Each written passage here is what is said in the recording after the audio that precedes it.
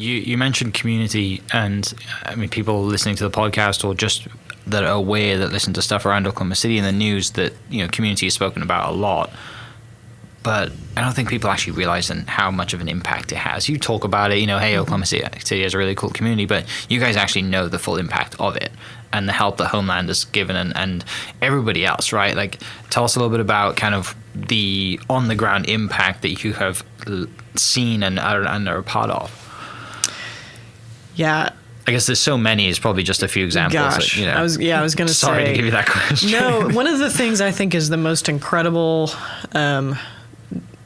just sort of, I don't know, little mark of approval that this is the thing we were supposed to do is the amount of, when you think of community, I think of, okay, if something like this were to happen to me, if I go through a crisis, if I suffer some sort of a catastrophe, I'm going to have people surrounding me with the full weight of their resources and support, and they're going to make sure that I don't fall, my kids don't fall, right? We're not going to experience need in those basic need categories. We're going to be cared for, carried, surrounded.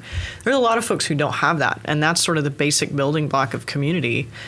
And so I think in a really wonderful way, if you think about, what does community development do in this situation, to look at where are the leaders and community members who actually do have a lot they want to give, and can we kind of convene those things so that we actually do see that fabric of community that's existing in every place, every individual community has this.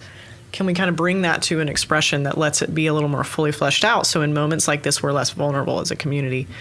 And so, early conversations with Homeland. Homeland's always been a partner in our little 1,200 square foot market. They've, we don't meet the minimums to order directly from AWG, so Homeland sort of uses their volume to allow us to order direct and keep costs low. That's been incredible. When we kind of saw, okay, this is a longer term thing, getting to chat with Homeland and getting to think outside the box. So we built a first of its kind public-private partnership to do this. So we as a 501c3 own this grocery store, and that means some incredible things for neighbors. One, it means we control sort of price points. We can subsidize things, we can raise grants, we can kind of do some things to try to offset costs on items or category items that we know are needed in the community. We can also sort of garner some partnerships with like OU Health Science Center and other folks who have a vested interest in sort of long-term community health, who that 18-year, life discrepancy speaks to a lot of social determinant of health markers that we need to be addressing as not just as, nonprofit groups, but as the whole city.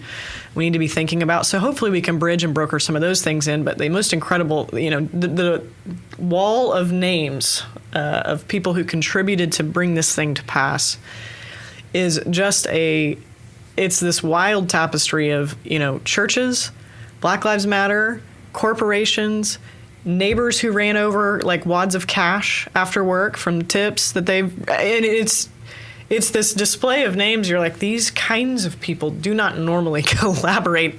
They don't normally even get along, So to see sort of the collective worth and people go, no, there is a unique moment here where we are called to, I think, be community to one another, especially in a community where we have not acted as community in throughout history.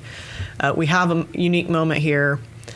We have to step up and do something, and it's been profound to, I think, watch those things play out.